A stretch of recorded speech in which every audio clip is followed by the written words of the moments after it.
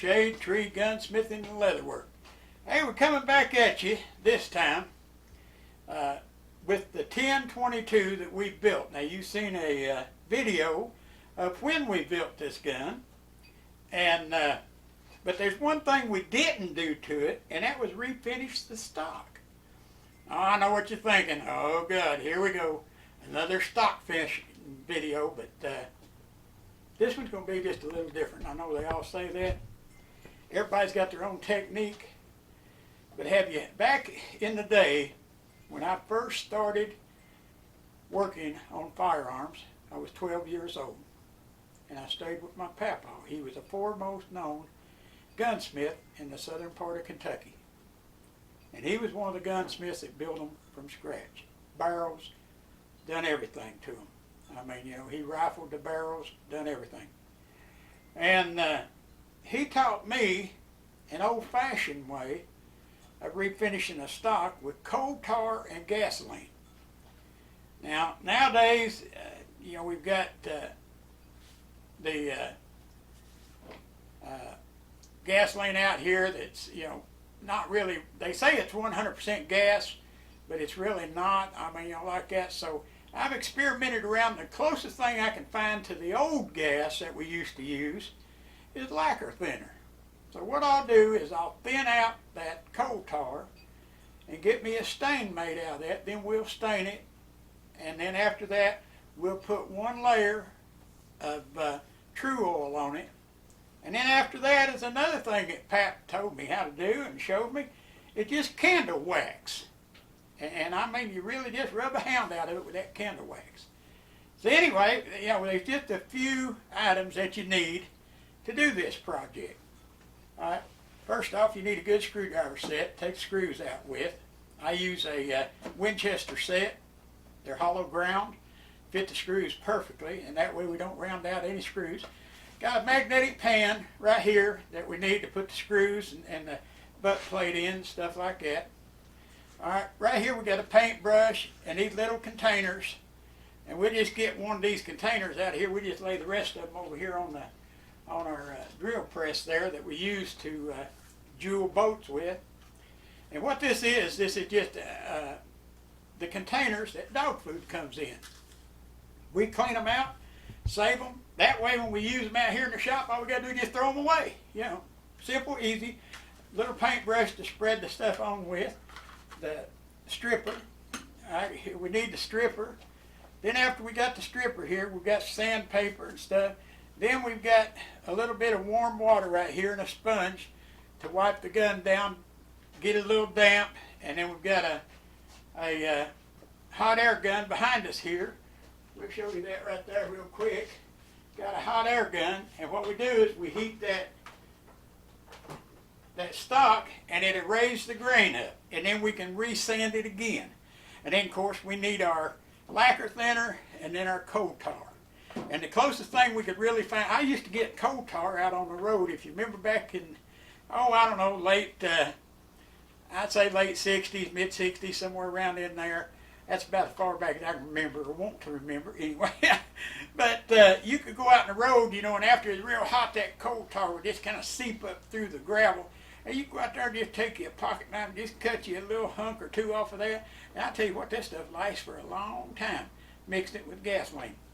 So anyway, that's what you need. So if you'll follow us as we go, then we'll show you a new technique of finishing a firearm. All right, here we go. We're going to get started with this thing, get our screwdriver out here, get us a bit.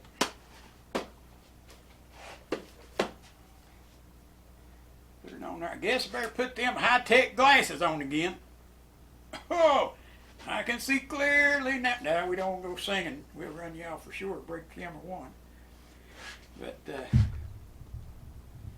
get that in the light there, because I do not. There we go. Do not want to scratch a screw or anything. You notice I'm cradling it with my fingers like that. That way it don't run off. You know. We were far enough to take it out with our fingers. Lay that in a magnetic tray. Now I'm going to have to sit down here and stick this on my foot. Oh man, before I do that, I had checked it before, but I guess better show you on camera that we check it, you know. But anyway, drop the clip out, the clip's empty. We'll just lay that in there. Slide the bolt back, stick our finger in there, everything, and check it. There we go. And now we'll flip that thing up, set it on our foot. Always treat a firearm like it is loaded. Set that in there, pinch the bit.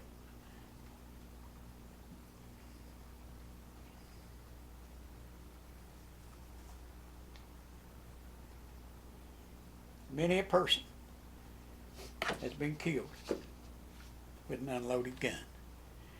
And so I treat each firearm like it's loaded.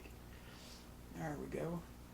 Man, it looks to me like it's got a little bit of oil soak there. We may have to bathe this thing in a little bit of acetone. And anyway, we'll pick it up here. And we'll set it right like that. Handy little box here with the bits in it. And like I said, this is by Winchester.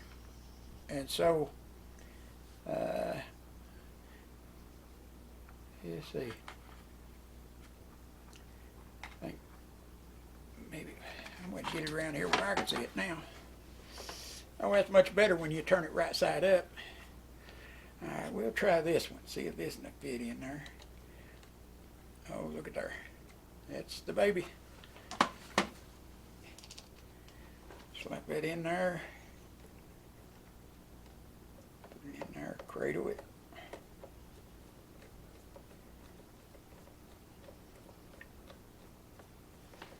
Alright. Come on out. Now we're going to take this screw all the way out. Normally we would just leave it in there halfway, but since we're refinishing the stock, we'll put it there.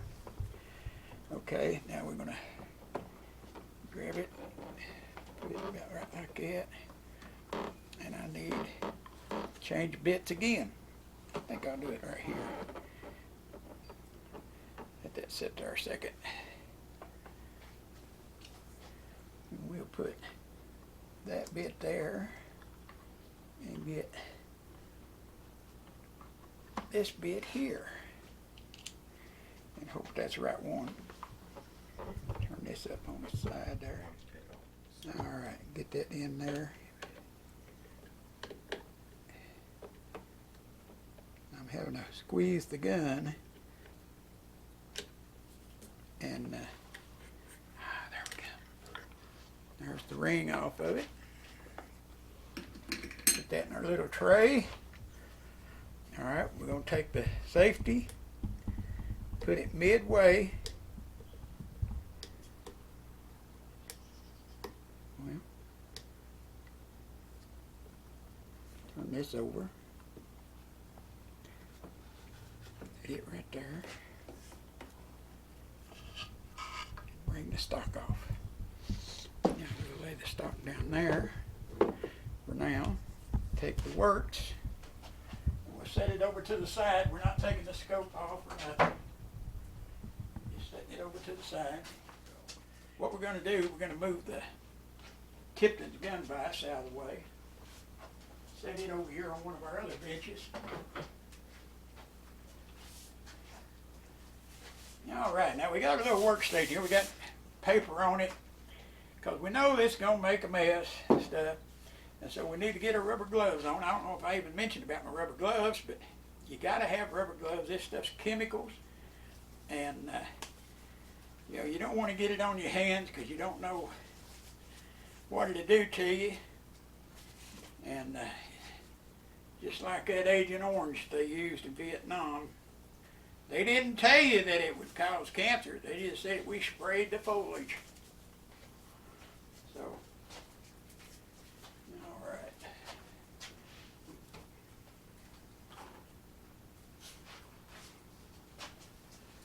Okay, we'll get back over here in the limelight just a little bit. Get rid of this. We don't need that right now. Set it over to the side over here. What we're doing, we're using the trunk lid of our car that we built for a table right now. Man, my shop's a mess. All right.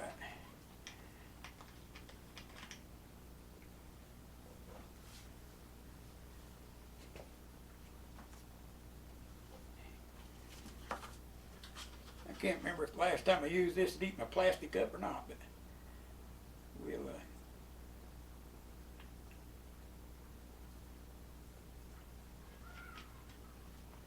we'll see what it does. All right. Sandpaper out of the way here. I don't want to get it all messed up either. And I tell you what, I believe instead of standing up, I'll just set my carcass down here and we'll get started. I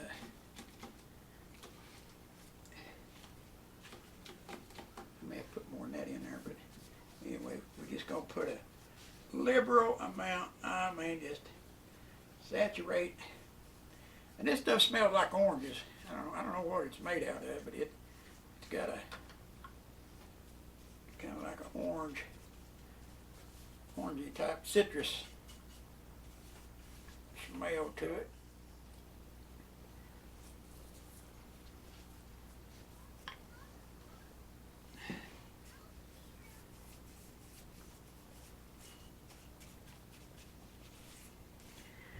You know, it's got stain down in there and finish, but you know, you really don't have to worry about that inside the barrel. I not floated the barrel, but if I remember right, it's already floated on this stock. But if it's not, what we'll do, and there's not many people does it, but yeah, I would do it just to show you how it's done. We'll float glass bed. This works in the stock, and then that way you'll see how it's done and the stuff that we use and what the outcome is.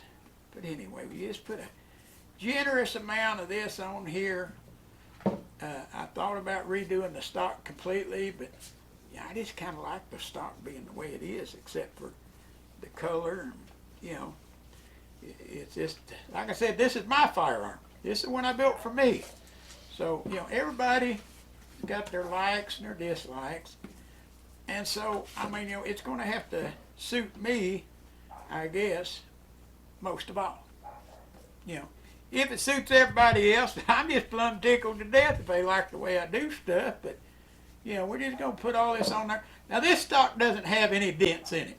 There's no dents, no scrapes, no what, you know, nothing. But, you know, I got the stock. A boy brought it in here, and he wanted me to modify his 1022 to look like a sniper rifle, you know, a high-tech or one of them tactical rifles. And so I ordered everything, put a bull barrel on it and stuff like that, and then I turned around and bought his stuff off of him, so that way it saved him some money. And of course, you know, I done it to where it'd save me some money too, you know. So, but anyway, I mean, I'm gonna be truthful with you people. I mean, you know, they, somebody else, yeah, he probably didn't give him nothing for it, you know, and he jacked the price of his up. I do not do that. I did not, and I will not. I treat people the way I want to be treated. Now, if I wanted somebody to go around trying to screw me over all the time and everything, well, then I guess I'd probably be that way, but I'm not that way. because I like getting a shake, a good shake, you know, and a square deal and everything. Now we're going to leave that set there just for a little bit, you know, and we're going to wipe our hands off, wipe our gloves off. I guess we could have got a couple of, let me see what I did with them. Oh, right there they are. I'll tell you what, they're also good for this right here. If you're doing something and you want to put something under the back end of it, so you can just keep taking them away till you get the one you want. Look at that, right there. Good as gold, good as gold. All right, now, put the lid on this just for a minute. And if this thing has a real low fume thing to it. I mean, you know, now I've got it kind of warm in here in the shop, and hopefully that will. I got to get my rag here. There we go. Hopefully that will, you know, will work before too long. I'll tell you what, you can see them gloves. Oh, it's done stretching them gloves out, making them loose. You know, now, I wouldn't want to get that stuff on my hands long. You know, but anyway, I'm gonna drive the cameraman crazy. Him trying to follow me around. I'm like a worm on a hot rock sometimes. And I got an old card here, and let's see if we hear that coming loose. No, not yet. Yeah, we're gonna put just a little more. We're messy too.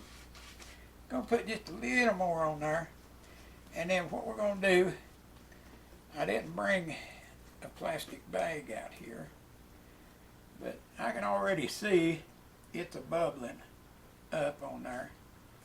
And so, you know, we're gonna sit here and let this thing just do its thing for a little bit, and then we'll get right back to you. All right, well, we got that stripper on there and got most of it scraped off with our little scraper that we've got here. And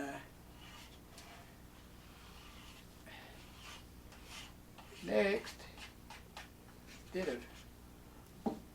I was gonna repaper my top, but you know, we're gonna get a mess on here anyway. You can see that stuff just rolling up, what I've missed. But anyway. All right, let me, got me a little piece of wood here. I'm gonna get my sandpapers over here. And what we always do is we start out here and just kind of work our way back. Now since, you know, the sides, I'll put this on there, see how, I usually tape it on. That's one thing I forgot to bring was tape, and so we can hold it.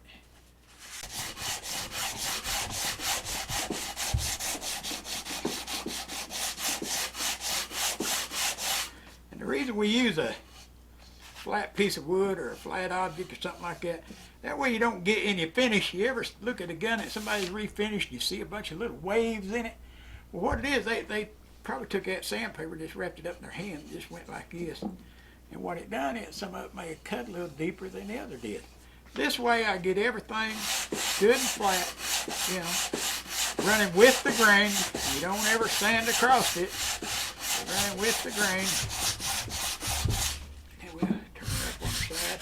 Now you can see what a difference that makes already, you know, from here to there, you know. So I mean, we're definitely doing some cutting, but right now we just got, this is about 120 grit, and you know, we got 220, and I think I've got some 400 that we'll finish with.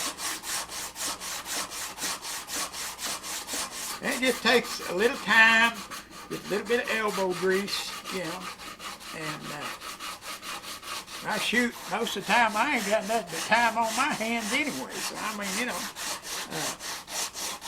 if you're going to do a project, make sure you got enough time to do it in. Unless you just want to stretch it out over a month or two or something like that. because then that way you're not trying to rush and forget something, you know. And right here, I gradually turn this with my hand to make sure I keep that roll in it, in the stock. Now I've got some stocks just getting balled up. I may have to get some more paper turned around the other way, get the back side of it here.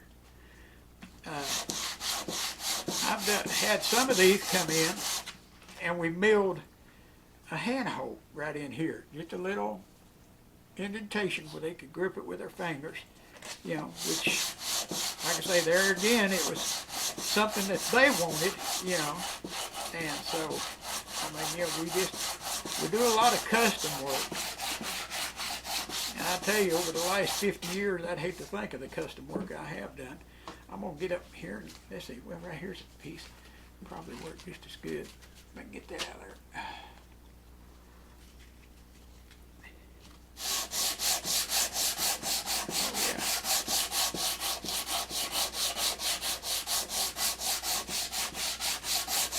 And you keep it moving, just back and forth, back and forth.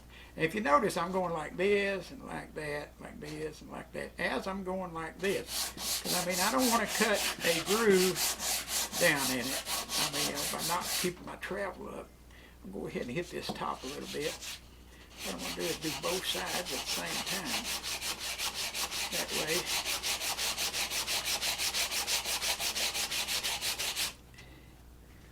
And I'll switch hands there just a little bit.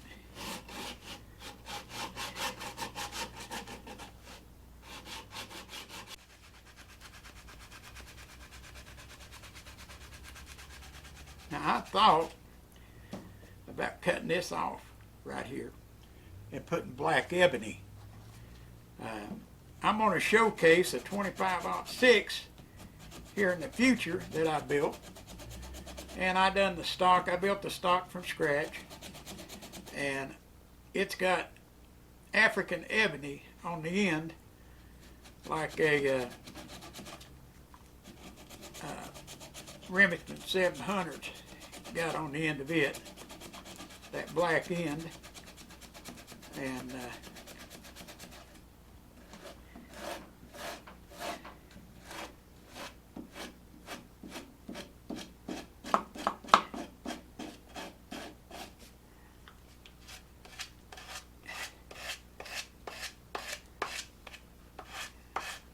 places like this are the hardest to get because you're having to roll, go with the grain, and then that's the end grain too on the end of that stock right there. And so, but now we will get it all worked down.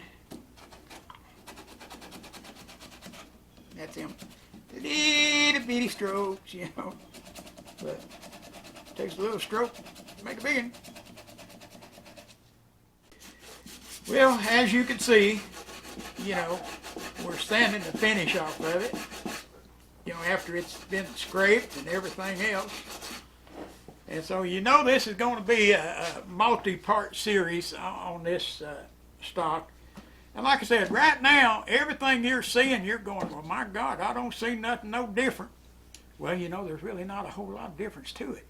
Where the difference will be is when you see what the coal tar and the lacquer, which we don't have gasoline, so I've always used gasoline back in the past, but anyway, when you see what a finish we get with the coal tar and lacquer thinner, then you'll see, wow, man, that was a different way of doing that. I'm going to have to figure that out myself, which is not hard to do.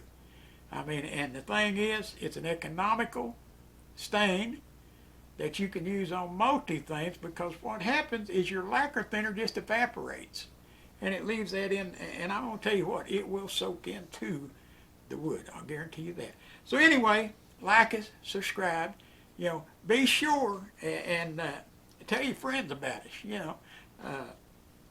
We enjoy doing this.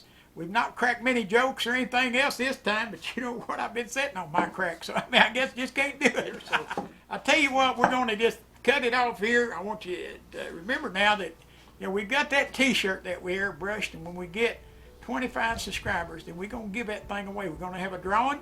We're going to put Shade Tree Gunsmith and Leatherworks on it, and then we're going to highlight it in whatever color that they want. Or if they want their name on it, then we'll put their name on it and highlight it underneath the Shade Tree Gunsmith and Leatherworks. Anyway, like us, subscribe. Next time you come in, we'll be on part 2 of this video, and then you'll start seeing what the coal tar and I keep wanting to say the coal tar and gasoline, but we're using lacquer thinner. But anyway, you'll see what the coal tar and lacquer thinner will do for the finish. Appreciate it. Have a good night there, and we'll catch you later.